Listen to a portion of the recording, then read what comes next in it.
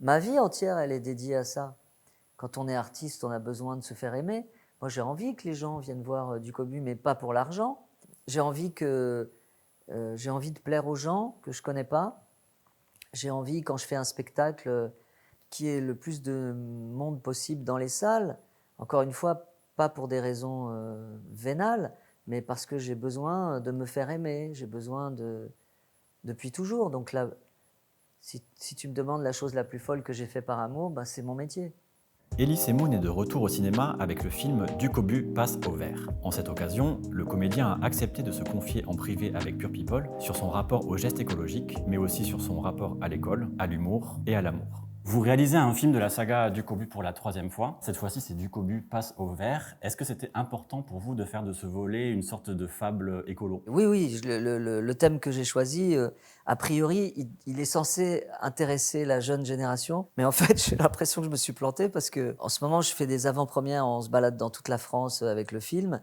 Et j'interroge les enfants qui sont dans la salle et je leur dis: est-ce que ça vous intéresse l'écologie? Ça les intéresse pas. Comment ça? Non, mais c'est bizarre, mais quand ils sont très jeunes, j'ai l'impression qu'ils s'en foutent complètement. Moi, je suis concerné par ce thème parce que j'ai l'impression que la poubelle, je viens de faire un lapsus révélateur. La Terre va devenir une poubelle, donc il faut faire quelque chose. On est aux portes de l'enfer, là.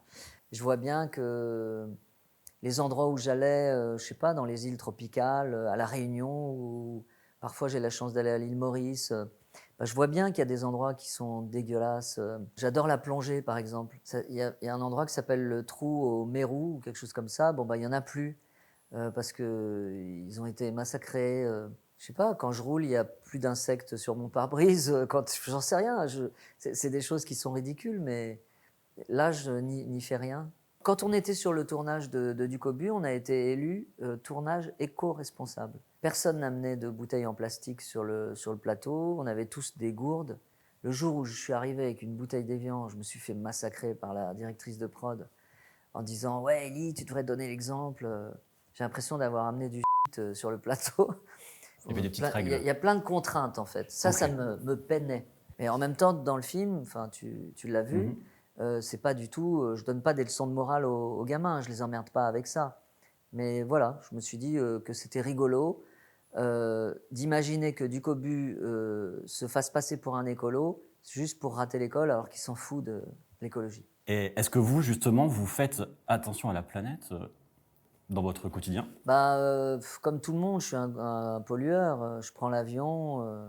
Bon, à la maison, j'ai un compost, j'ai des ruches. J'adore la nature et j'adore les abeilles.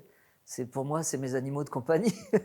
J'ai été voir un copain dans le nord de la France qui est pépiniériste, qui est un pépiniériste incroyable, qui s'appelle Thierry Delabroix. Bon, on s'en fout, mais... Et il est venu un jour dans mon jardin avec une petite ruchette qui contient... une ruche, ça contient 10 cadres. Et là, tu ne pensais pas qu'on allait parler d'abeilles, hein. Je m'y attendais Et un peu la quand même. ruchette contient 6 cadres. Donc on est allé installer ça sur le toit de ma maison. Et depuis, j'adore ça. Mais je me bats contre les frelons asiatiques qui viennent tuer mes pauvres abeilles. Le personnage de Gérard Jugnot, qui incarne le directeur du magasin qui triche, à la fin du film, il refuse d'aider le gouvernement à tricher en évoquant les cancres de la politique. Je Exact. cite. Est-ce que vous estimez que notre gouvernement ne fait pas assez pour la planète? Est-ce que c'était un peu un Oui, message en à faire fait, passer? on l'a fait. Macron avait du mal à faire passer sa loi. Donc c'est ça qui nous a fait écrire cette petite scénette. Donc oui, le gouvernement ne fait pas assez. Il ne fera jamais assez pour l'écologie. Et en plus, j'en veux beaucoup aux écolos parce qu'ils sont très bêtes en politique. Ils n'arrêtent pas de se déchirer et je ne me sens pas du tout représenté par les écolos. J'aimerais bien voter pour eux, mais il y a beaucoup de gens qui sont complètement incapables, quoi.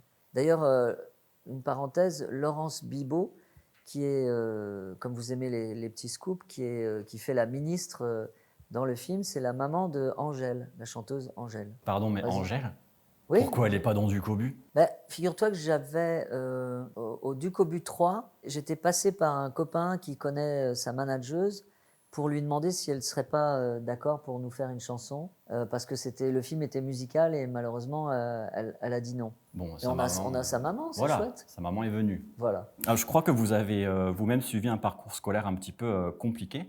À quel personnage des BD du Cobu vous vous identifiez le plus? Bah, pas à Ducobu parce que j'étais pas un cancre ni un gros tricheur. J'étais entre les deux, entre Gratin et Ducobu. Gras Cobu. Et franchement, dans mon souvenir, j'étais un bon élève. Bah, en fait, en lisant les trucs, j'ai pas du tout. J'étais complètement dissipé. En maths, j'étais nul. Bah, il y avait marqué peut mieux faire. Ellie devrait se concentrer. Ma mère était prof de français, donc j'étais un peu obligé de me tenir à carreau. Mais j'ai aimé l'école. J'ai adoré l'école. Ceux qui disent que l'école c'était une prison, que c'était pas bien et tout, je suis pas d'accord avec eux. Moi, je dirais pas ça. Vous me dites que vous avez aimé l'école et je Ouais. crois que vous avez quand même très tôt basculé dans les études de théâtre. Si ça n'avait pas été le théâtre, ça aurait été quoi? C'est compliqué. Qu'est-ce que tu voulais faire quand tu étais petit, toi? Moi, je voulais élever des crocodiles. En fait, c'est toi qu'on devrait interviewer. Bah, une prochaine. Élever des crocodiles. Ouais. Bon, bah écoute, bah moi, non, moi c'était les plantes. Donc si j'avais pas été comédien, j'aurais peut-être été paysagiste. On aurait pu bosser ensemble. Si on n'avait pas fait ces métiers de merde là qu'on est en train de faire. On en rediscutera. Ouais, on en rediscutera. Vous avez organisé une tournée d'avant-première dans toute la France. Est-ce que c'est important pour vous d'aller à la rencontre du public? Super important. Ce qui est rigolo, c'est de passer le micro aux enfants et ils te posent des questions complètement folles. C'est quoi ils sont à la mourir plus de rire. étrange, la question la plus étrange que vous avez eue? Pourquoi elle est moche, ta maman? Parce que j'interprète ma propre mère Oui, j'ai vu. dans le film. Pourquoi vous changez de Ducobu? Bon, ça, ils comprennent pas que le temps passe. Hein. Quand c'est des enfants, c'est génial parce qu'ils sont un peu impressionnés, ils sont un peu raides, ils sont stressés ou alors ils font les cons. Mais tu sens que après, j'ai des messages sur Instagram et je suis heureux parce que vraiment, ça leur fait plaisir, quoi. Et comment ça se passe quand vous croisez un fan, alors peut-être adulte, disons, dans la rue, dans votre vie de tous les jours? La plupart du temps, moi, je suis pas un homme politique. Hein. Les gens, ils aiment bien les comiques, donc ils m'aiment bien. Ça fait longtemps. Mais bizarrement, c'est ce que je disais à Diane, l'attachée de presse, c'est que je me déplace maintenant en métro. Et ben, dans le métro, on me reconnaît pas. Personne ne se regarde, personne ne communique. Tout le monde est rivé sur son téléphone portable, donc je peux prendre le métro sans problème.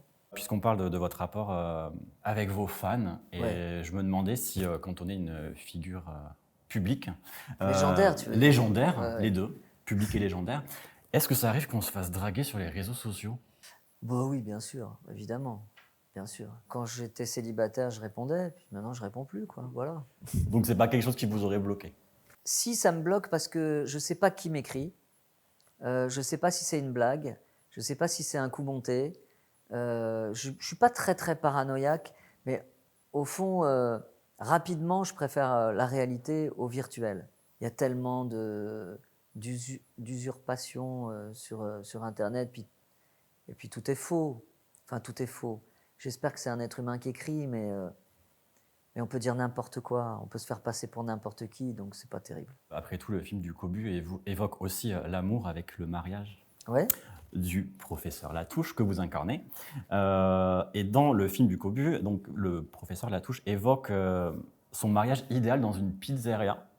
Est-ce que ce serait une de vos idées du mariage idéal ou pas du tout? Pas du tout. Non, n'oublions pas que Gustave Latouche, donc mon personnage, c'est un radin. Il a tous les défauts. Il est hystérique, il est colérique, il est radin, il est lâche, il ne sait pas se comporter avec sa maman, mais surtout il est radin. Et vous, votre mariage idéal, ça aurait été quoi? Puisque j'imagine que ce n'est pas une Je pizzeria. me suis marié, j'ai divorcé depuis, comme plein de gens. Moi, c'était je crois que c'était pas dans un château, mais c'était en province, dans un très très bel endroit. C'était très chic. On poursuit sur le mariage de votre personnage. Le personnage de la mère de Latouche, Ghislaine Ghislaine Rateau. Latouche. Ghislaine, oui, pardon, parce que Mademoiselle Rateau s'appelle Ghislaine aussi. Les deux, la mère s'appelle Ghislaine et Alors, Ghislaine Latouche. Latouche. Ouais. Ah, elle a un discours un peu critique sur les longues histoires d'amour et sur le mariage qu'elle considère comme un une quart d'heure et on se prison. bouffe la gueule pendant 30 ans. Voilà. Voilà. C'est la vérité. Ah bon? Ah bah oui, Bah, je tu sais savais pas? Moi, j'ai pas été marié. On s'aime un quart d'heure et on se bouffe la gueule pendant 30 ans. C'est beau, non? C'est un peu caricatural, mais c'est la vision de Maman Latouche. Est-ce que c'est une vision que vous partagez ou pas Non, du tout? mais on va dire que la phrase qui dit que l'amour dure 3 ans, moi je l'ai constaté pour une histoire qui a duré que 3 ans. Mais bon, après, les histoires d'amour, elles peuvent durer beaucoup plus longtemps, mais moins longtemps. Mais tu sais bien qu'il y a une date de péremption dans l'amour. Mais en général, les histoires d'amour, en général, finissent mal en général. Ça pourrait faire une belle chanson, Ça ça. me dit quelque chose. Ouais. Je crois qu'il y a un petit risque de procès là, si ça Non, sort. je pense pas, Non? non. Non, non, non. Vous avez une vision un peu pessimiste de l'amour Oui, j'ai une vision pessimiste, mais en même temps, je célèbre l'amour. J'ai sorti un livre il n'y a pas longtemps qui célèbre l'amour, qui s'appelle Compter jusqu'à toi, que j'ai écrit après une rupture, c'est vrai, mais bon. Mais ça ne m'empêche pas d'y croire. On sait que ça va mal se finir, on sait qu'on va pleurer, on sait qu'on va être malheureux, on sait qu'on va être quitté, on sait qu'on va se battre pour essayer de récupérer cet amour, mais que ça ne va servir à rien. Mais on y retourne quand même. D'ailleurs, ce livre, je crois vous l'aviez Il était sorti dans cette dédié. volonté de vous battre. C'est ça, voilà. En fait, j'ai eu une rupture avec cette jeune fille et plutôt que de faire un 4e album de chansons, je me suis dit, allez, je vais faire un bouquin. Je me suis dit, c'est tellement beau ce livre qu'elle va revenir dans mes bras. Eh bien, pas du tout. Ça n'a servi à rien. Mais ça m'a fait écrire un beau livre, je crois. Vous avez écrit un livre par amour. Du coup, est-ce qu'on peut dire que vous êtes prêt à tout par amour? Oui, oui, bien sûr. Pas vous? Oui, mais ce n'est toujours pas le sujet.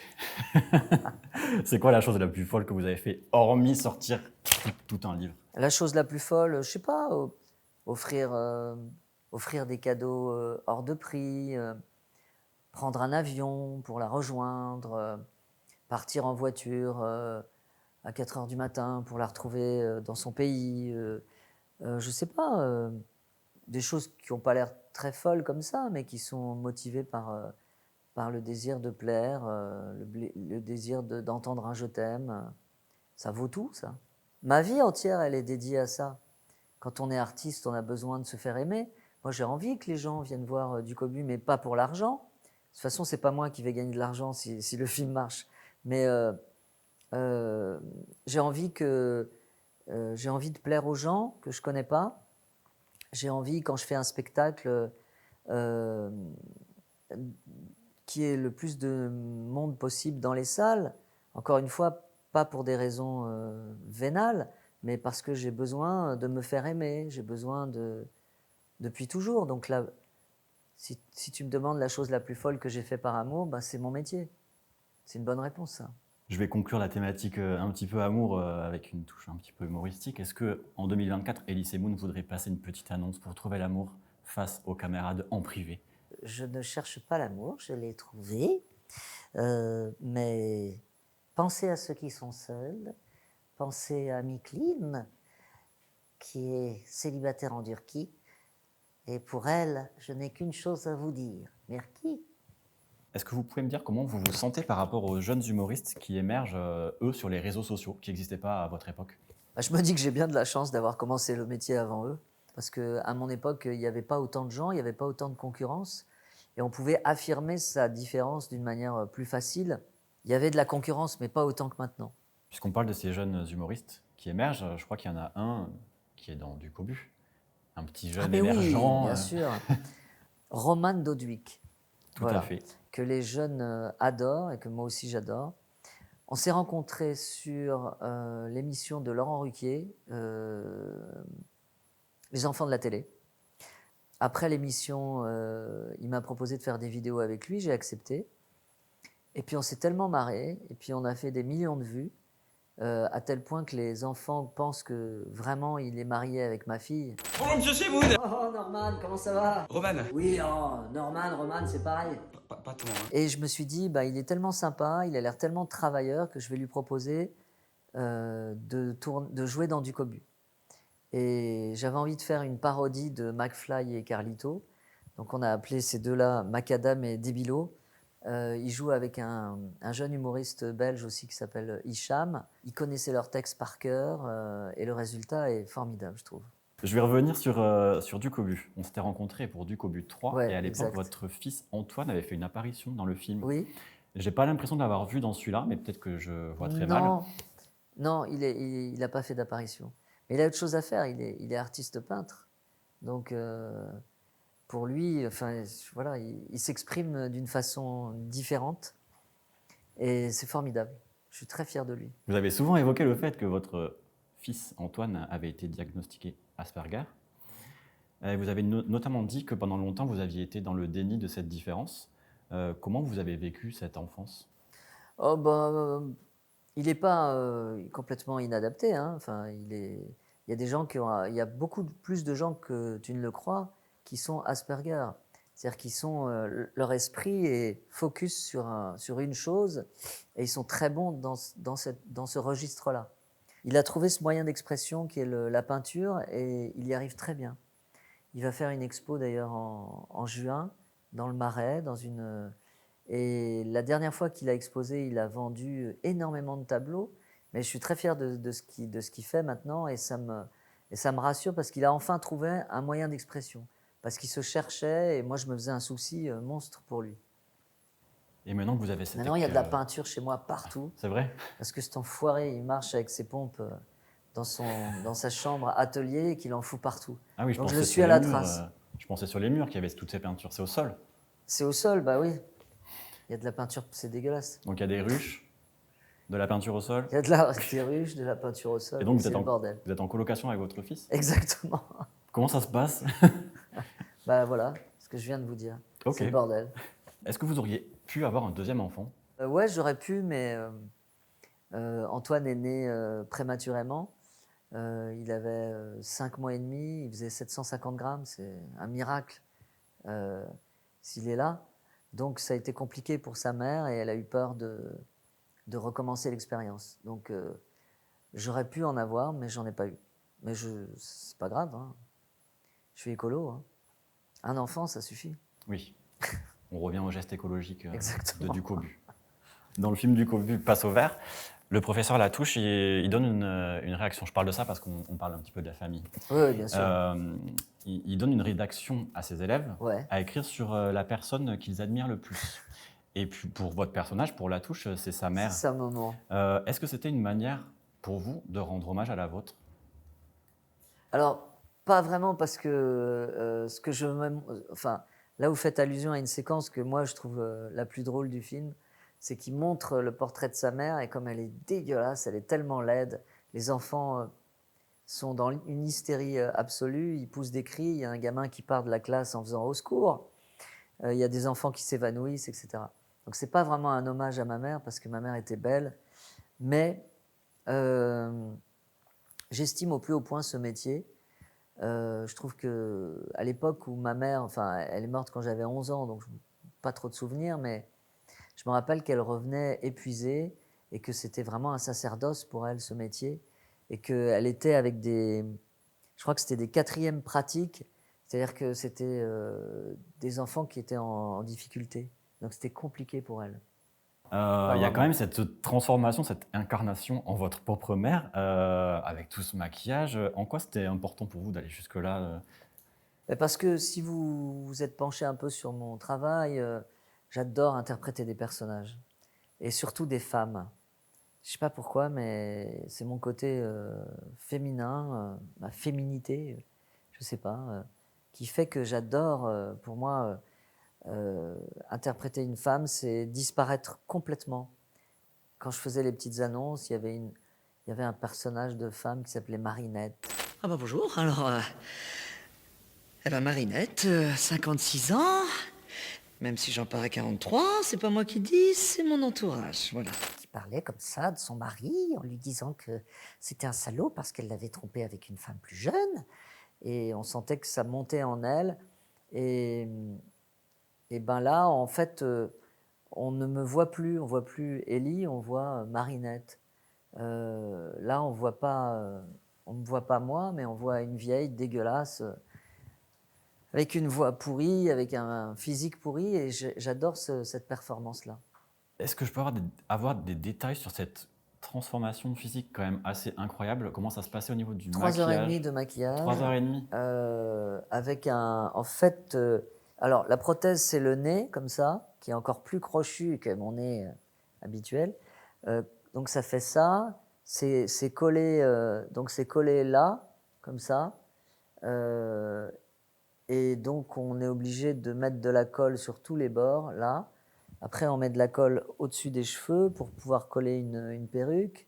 Donc c'est fastidieux, mais le résultat est top, je trouve, vraiment. J'ai une dernière question parce que le film se conclut sur une dédicace qui est en souvenir de Louis. Ah, de Louis. Alors, qui est Louis? En fait, c'est un jeune homme de 27 ans qui était le clap. Je dis il faisait le clap. Et malheureusement, il est décédé, le pauvre. Il a eu je crois, une crise cardiaque, un truc comme ça. À 27 ans? À 27 ans. Et ça nous a tous attristés. Et je me suis dit que c'était joli de lui dédier le film. C'est un gars super. Comme quoi, il faut s'attendre à tout. Oui, 27 ans, c'est triste. Ouais.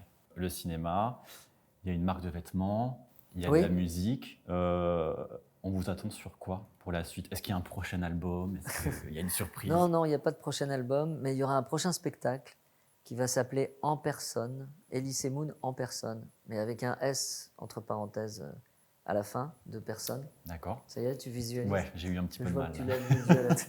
Cette fois-ci, je vais un peu abandonner les personnages et je vais faire du stand-up. Voilà, j'ai envie de changer un peu de style.